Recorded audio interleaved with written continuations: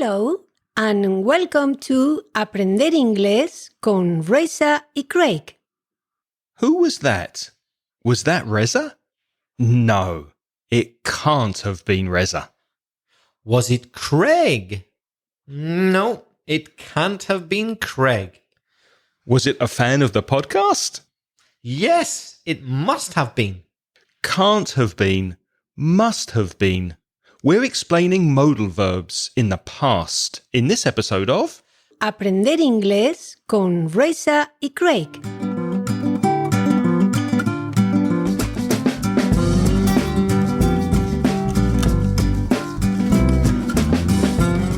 Hello and welcome to the podcast. My name's Craig.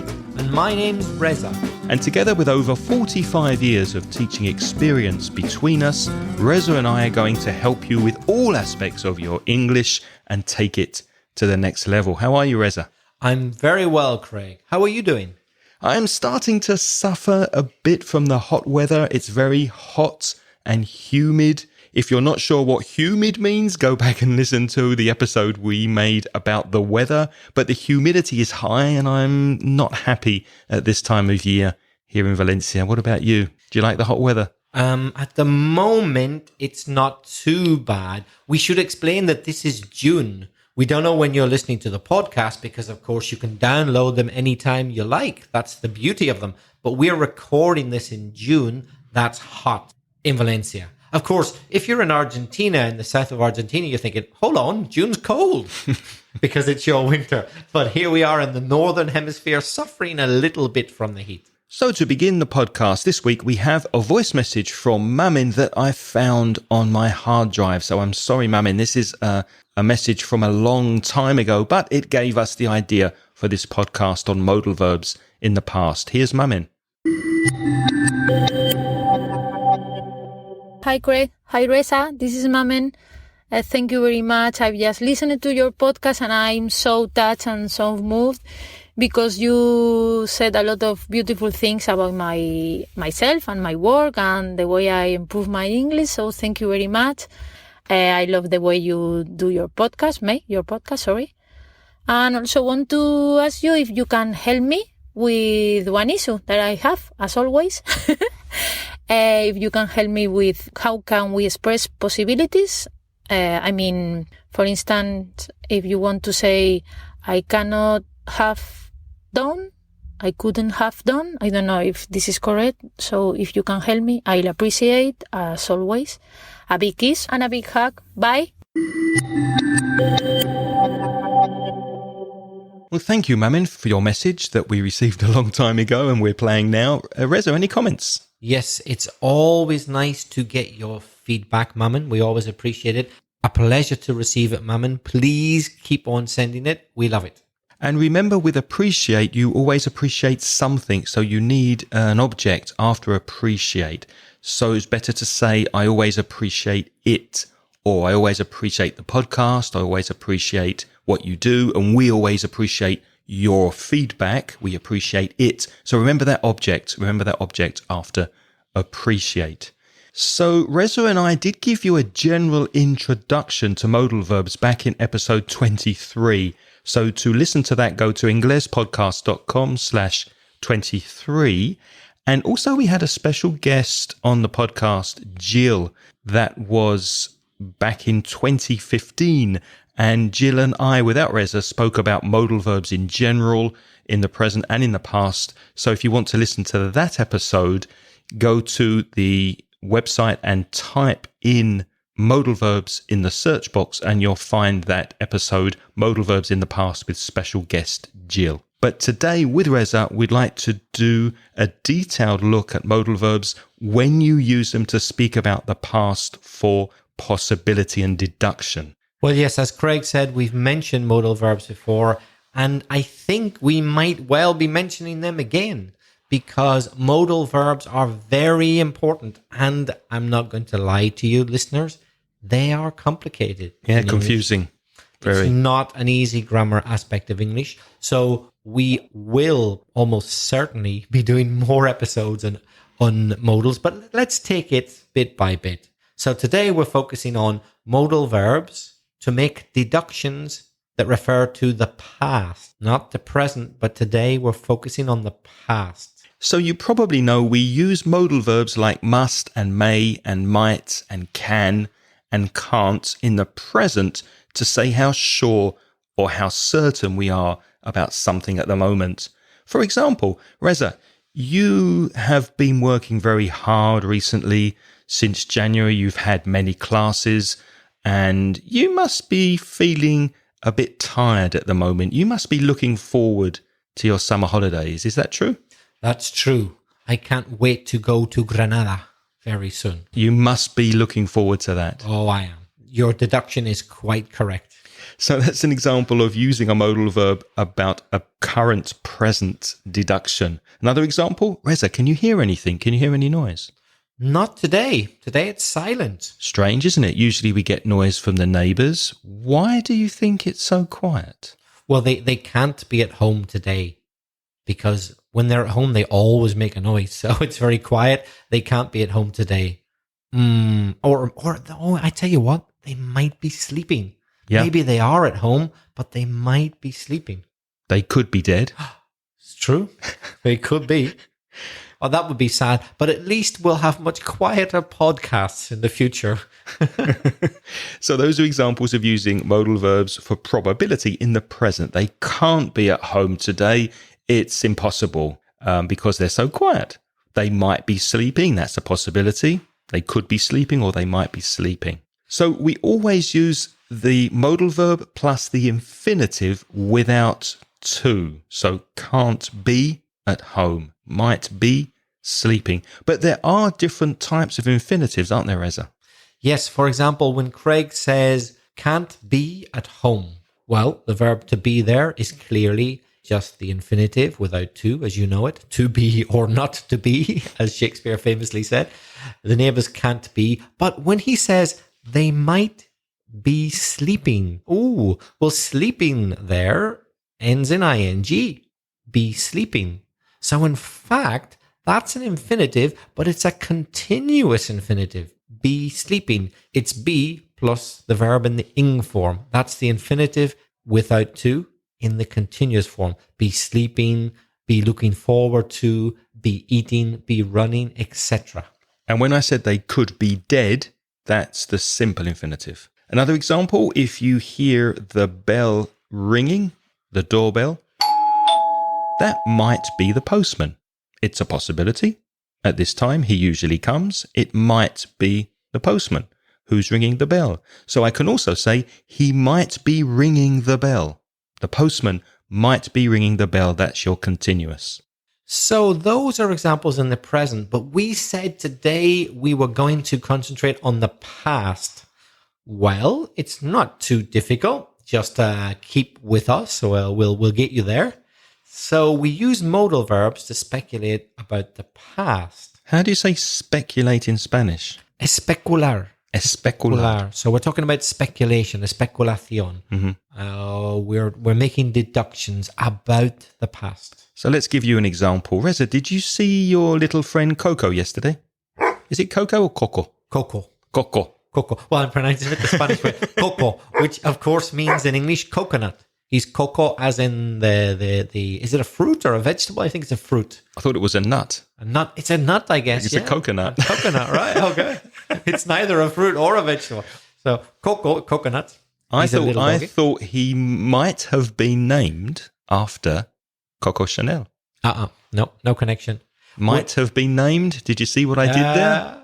Did you see? He has used a modal plus have plus named. Ooh, now what's that? Well, this is what we're talking about. So did you see Coco yesterday? I didn't. He wasn't with me. He likes to travel a lot. I think it was in Alicante. Oh, okay. So in Alicante. So what do you think he might have done yesterday? Do you think he went outside for a walk? I think he might have. Not for sure, though. In fact, yeah. Knowing Coco, I'm sure he must have. Yes, because he has to go out for a walk to do his business. To do your business is to go to the toilet. He's a very clean little doggy and he doesn't do his business in the house on the floor. No. So I suppose he must have gone for a walk because he had to go to the toilet outside. And do you think he went out by himself on his own? No, he can't have gone out by himself. Why not? Because he would get lost. He would have gone out with his mummy. His mummy always takes him out. He can't have gone out by himself because that would be too dangerous. Impossible. Do you think he slept yesterday? I'm sure he must have slept Mm-hmm. because he sleeps every day. So I suppose he must have slept yesterday. So the grammar for this then is modal verb like must or can't or might plus have plus the past participle. Now, have and the past participle is the perfect infinitive without to. That's the grammar name, the grammar tag for it.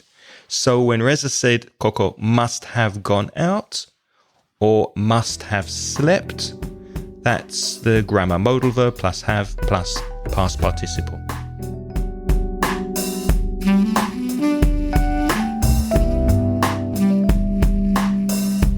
And you use must when you feel sure about something in the past. For example, this morning, Reza must have left his flat early because he arrived on time. Is that true? Yes, you're quite right. I did leave my flat quite early. And also when I said Coco must have gone for a walk yesterday because he has to go to the toilet. So I'm sure of it. So must have absolute certainty. Now, could or may or might you can use when you think something was possible, but you aren't quite sure. Maybe, 50% possibility. So Coco may have eaten chicken yesterday. He might have had steak. What do you think? Yes, he may or might or could have eaten either chicken or steak because he likes both things. And he eats them often. So he might have, he may have, he could have eaten chicken or beef. Do you think he had fish? He might have had fish. He also likes fish. Now be careful of the pronunciation. When you have must together with have, you usually don't say must have. In normal speech, you say must have. The have becomes of, and it joins together with the T of must. Must have. Must have. And been becomes been in connected speech. It's very weak. It's muy débil. So been changes to been. Must have been. Must have been. Reza must have been early, for example. Or Coco must have been tired at the end of the day. And it's the same with might have. We pronounce it might have. And could have, could have. So when we speak, the H sound, the have, the h kind of disappears. Might have, must have, could have. Another example, I think Reza might have already finished his classes. Is that true? Have you finished your classes? Actually, no, I haven't. I still have a few more to do. I know that you must have been busy last week with the reports and the exams and everything. Oh, yes, you're right about that. Craig, I heard the doorbell just ring. That could have been the postman who rang the bell, right? It's possible, but it might have been a neighbour. It might have been a neighbour. So we're using might, may, or could to say that something's possible. But Craig, if we feel sure that something didn't happen in the past, we're sure that it was impossible, then what do we use? We can use can't, cannot, the abbreviation of cannot, can't or couldn't. So use can't or couldn't when you're sure that something didn't happen, the opposite of must. For example, I can see some biscuits on the table, so Reza can't have eaten all the biscuits. It's impossible, there's some on the table. He can't have eaten all of them. Again, pronunciation. Can't have becomes can't have. Couldn't have becomes couldn't have. He couldn't have eaten all the biscuits. He couldn't have. Although I might have eaten a lot of them. I might have, but I couldn't have eaten all of them because there's some left. Very often we used can't have and couldn't have whenever we're dealing with legal cases, like in courts, in juicios, whenever the lawyer, el abogado, is defending the defendant. saying, oh, my client is innocent. They'll often say, well, my client can't have murdered the victim because my client was at home with his brother and sister and family at the time of the murder. So he couldn't have murdered the victim. He can't have killed the victim. It's impossible. Quite often, to prove that someone has an alibi is cortado. They can't have been my client. Couldn't have been. I'm sure that's impossible because here's why. Well, now, so far so good, but there's a little bit more, listeners. Do you remember earlier we compared two types of infinitive in the present? Craig said that the neighbors might be sleeping. That be sleeping is an infinitive. Doesn't look like it, but it is. It's a continuous infinitive. We said be plus ing. Or he said they can't be at home. Be is the infinitive. You know that, to be or not to be. What we call the simple infinitive. But might be sleeping is the continuous infinitive in the present. But we can also do it in the past. So we've used the perfect infinitive, which we said was have plus the past participle. Could have been the postman, might have finished his classes, can't have eaten all the biscuits. So the modal plus have plus the past participle. Well, we've also got a continuous version of that, the perfect continuous infinitive, which is the modal verb plus have plus been plus ing. For example, must have been going out, might have been sleeping, can't have been listening, should have been trying. So it's the continuous version of the perfect. So it's the perfect continuous infinitive. We use it to talk about actions in progress or continuous actions in the past. So I can say, for example, the neighbours might be sleeping now, and they might have been sleeping when we started podcasting. Exactly. This morning. So started was in the past. Or here's an example. Imagine someone's driving a car. She smashed through, the smash is to break something. She smashed through the barriera across the road. She must have been driving very fast. And she can't have been looking where she was going. So here we got examples of that perfect continuous infinitive. We have the modal must plus have been driving. And another one, we have can't plus have been looking, because those actions, have been driving or have been looking, were actions in progress. They were continuous actions in the past. It would be wrong here if I said she must have driven very fast. That's wrong. Or she can't have looked. No, it's wrong. We have to use the perfect continuous infinitive to show that the action was in progress in the past. So she smashed through the barrier across the road. Well, at the time of the accident, she must have been driving very fast, and she can't have been looking where she was going. She might have been texting her friend. It's a very common cause of accidents, isn't it? She could have been drinking and driving at the same time. Drinking with one hand, driving with the other. She could have been doing that. Or she simply might have been falling asleep. She might have been listening to our podcast. Oh, I hope not. Another example, Sandra was very tired when we met yesterday. Why? Well, she might have been working hard all day. She might have been studying. She might have been doing a lot of things during the day, and that's why she was very tired.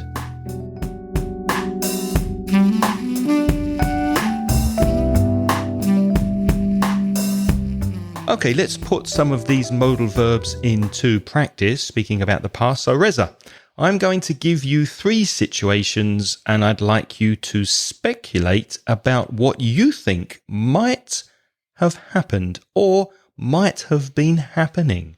And then you can do the same for me. So, here's your first scenario, your first situation. You see one of my students crying during my lesson.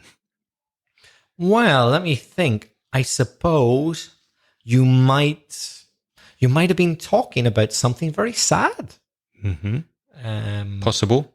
I guess you could have said something that offended her.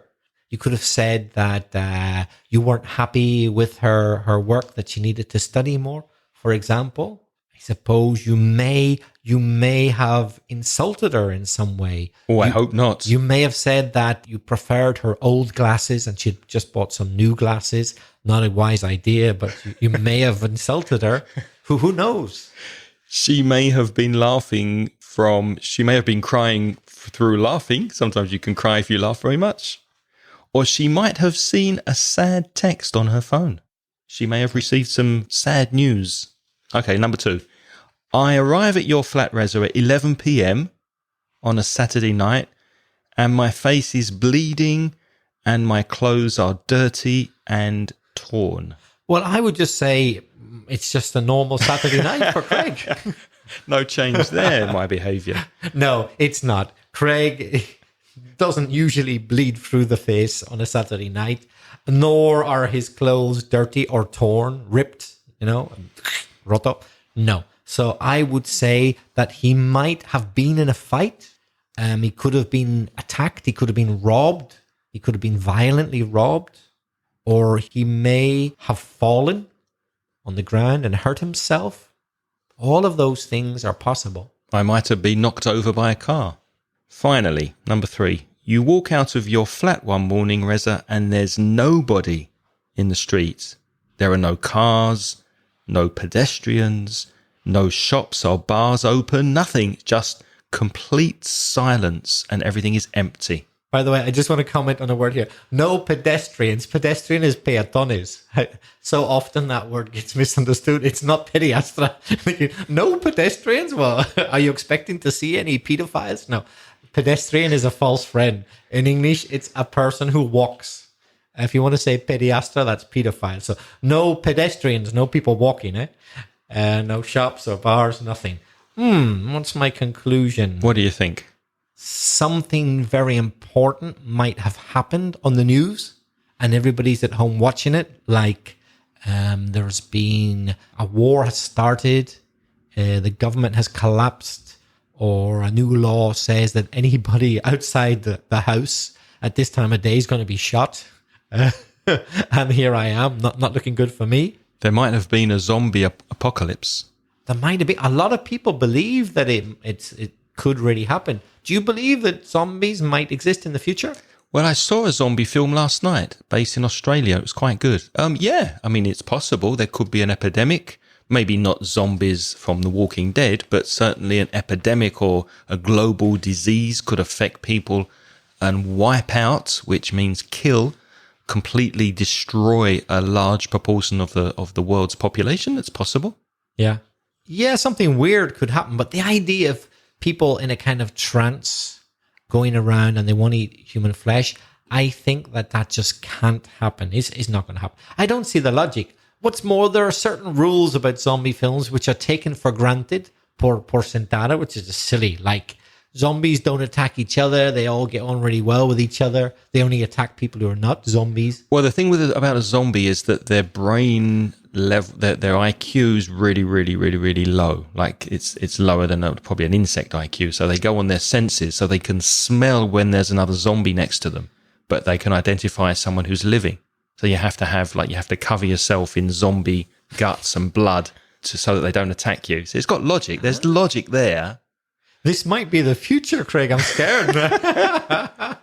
Anyway, why don't you give me 3 situations and I will speculate about what could have happened or may have been happening. Here's the first one. Just a second ago, you were in bed with your favorite movie star, but now they've gone. Do you know who my favorite movie star is? No? Who is it? Well, I'm going to give 2. Natalie Portman. Oh, good choice. And Keira Knightley. Oh, another good choice. So both of them can I have or just one? If you like, you were in bed with both of them. Something similar. And they've both gone. It was a second ago, but now they've gone. Well, they might have seen something they didn't like. Not about you, I hope. I might have disappointed them in some way. Oh, I'm sure you didn't. They could have gone to make a film, perhaps. They might have woken up with a hangover in a strange man's bed and regretted it. Or you know what I think? They might have realised I'm an English teacher. No money. No money and run away. What do you think? That you must have been dreaming. Yes, I must have been dreaming. That's it. I must have been dreaming. They can't have been in my bed. I must have been dreaming. What's number 2? Here's another one. I look very worried, Craig, imagine. And I come up to you and I ask to borrow $1,000 right away, immediately. Well, you must be desperate because I know you wouldn't ask me for that much money unless you really, really needed it. So it must be a serious situation. Maybe, well, you might need to buy a plane ticket. You might have had to go abroad urgently. You could have got yourself involved with the mafia. So Coco might have been held for ransom. I can't think of any more. Yeah, all of those sound very possible to me. Mm-hmm. I'll give you one more. You see me, Craig, smiling to myself from ear to ear. What does that mean, smiling from ear to ear? So smiling is... You mean here to there? Or? Not here to here, aquí de aquí, no. Ear to ear. Oreja. There's no sound. There's no H sound. So you see me smiling from ear to ear. In other words, a very big smile. Can you imagine una sonrisa de una oreja al otro? You see me smiling to myself. I'm just minding my own business. Me meto en mis propios asuntos, eh? From ear to ear. What's going on? Well, you can't have eaten the last biscuit because I know there's something you should know about Reza, listeners. He never takes the last thing on any plate. If you're eating tapas or biscuits or food with Reza, out of politeness, he will never take the last one. So he can't have eaten the last biscuit. He might have just finished his last class of the year, the academic year, so he might be looking forward to his summer holiday.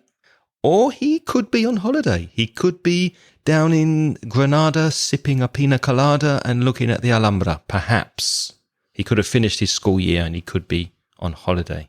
Or I might have just finished recording a podcast, which always makes me very happy.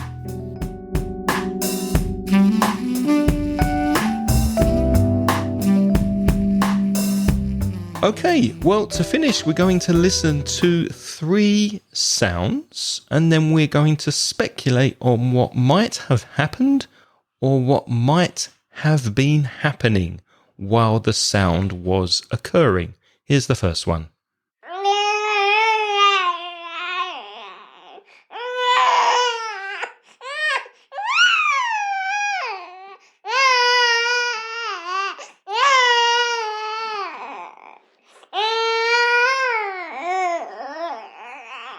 Obviously a baby. Any ideas, Reza?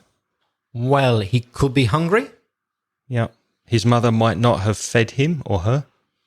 He might have been sleeping and he's just woken up and he's a bit angry. He could have done something in his or her nappy. Yes, you can imagine what listeners we don't want to say. Nappy is pañal. He or she might have needed changing. Or she might simply be trying to get our attention. Yeah, perhaps. Okay, next one. To me, that sounded like a grandmother's kiss. Yeah. My grandmother used to kiss like that. So someone might have been kissed by their grandmother. Yes, it didn't sound passionate, so it can't be a lover's kiss. No, it wasn't very sexy. Yeah.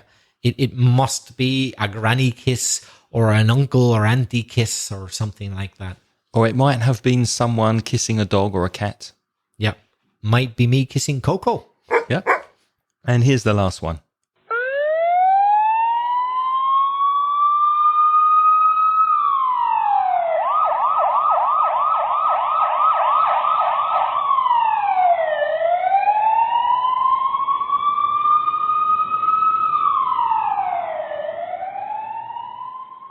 Well, I'm not sure if that's a police siren or an ambulance or a fire engine. Any idea?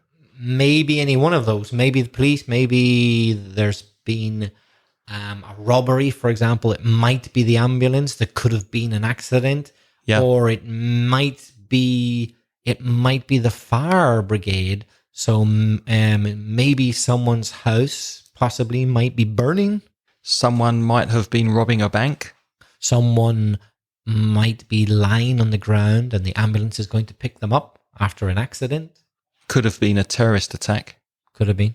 Yeah. Well, what do you think? Now it's your turn to practice your English and practice these modal verbs in the past for probability. So I'm going to play 2 more sound effects, and I'd like you to send us a voice message and tell us what you think might have happened, can't have happened, could have been happening, may have been happening, all the examples we've given in this podcast. Now it's your turn to practice them. So here are your 2 sound effects.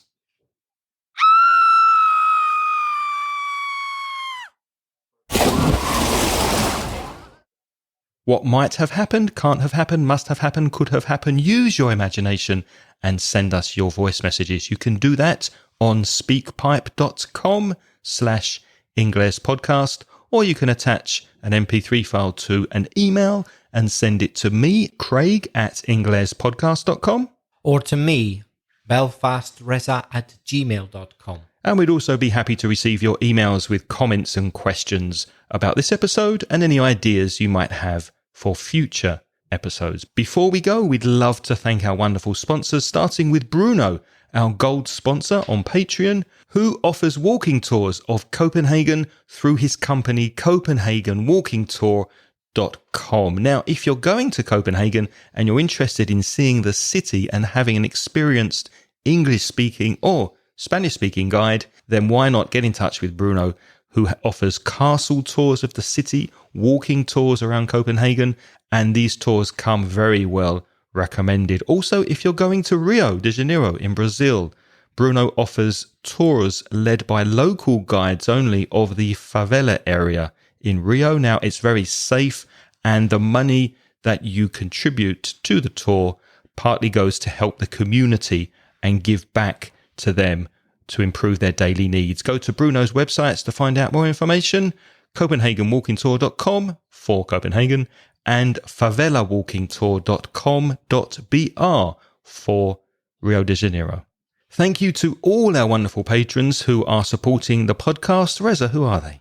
Ana Giovanna, Dana Constantin, Pachi Bañez, Manuel Tarazona, Juan Carlos Rodado, Maite Palacín Pérez, Lara Arlem, Nestor from Luces Extrañas, María Gervati, Lorena, Sara Jarabo, Carlos Garrido, Mamen, Juan Leva Galera, Corey Finneran from the ivenvy.com podcast, Miren Full, José Luis Arregui, Agus Paulucci, Mariel Riedemann, Manuel García Betagón, Raúl López, Rafael, José Manuel Fernández Picazo, Pilar Martínez, Gambati Blog, Igor Garmendia, Ignacio Espona, Kieran, Ana Ibarra, Marina Artiz Pena, Juan Carlos Pantín Fernández, Alejandro Pluma, Alex Cuadra, José Emilio Villena, Esperanza Colmenero, Emilio Manuel Martínez Rivas, Chema Santa Cruz, Ana Fernández Monterrubio, Carlos Cano Domingo, Gustavo, Antonio Díaz, José Antonio Muñoz, Eva María Elizalde Martínez, Arminda Fafo, Carlos Sánchez, Elvira Cortés, Francisco Javier Alejandra y Sebastián, Andrea Mío, Rogelio Menéndez, Antonio Lafuente, Eloy, Pablo Martínez, Miguel, Javier Correa Zambade, Alejandro Martínez, and Alejandro Ventura. And our latest patrons are Isabel Armada and Mar Carmona. Thank you to all of those wonderful people for continuing to support the podcast and transcriptions for our podcast. You can join our Patreon program for as little as $1 per month, and by doing so, you get instant access to recent transcriptions lovingly transcribed by Angelica Bello from Madrid. If you would like to join that lovely list, go to patreon.com/inglespodcast. Thank you also to Patricia Alonso, who continues working hard transcribing episodes for you. And we now have episodes 1 to 22 and 131 to 144. 442. Of course, not only Patricia, but there have been others who have helped us in the past, like Arminda from Madrid, thank you very much. Alberto from Granada, thank you. We really appreciate your time. What's next week, Reza? Next week, idioms connected to house and home. I hope you'll be back to listen to us next week, and thank you for listening this week. Until then, it's goodbye from me. And goodbye from me. The music in this podcast is by Pitts. The track is called See You Later.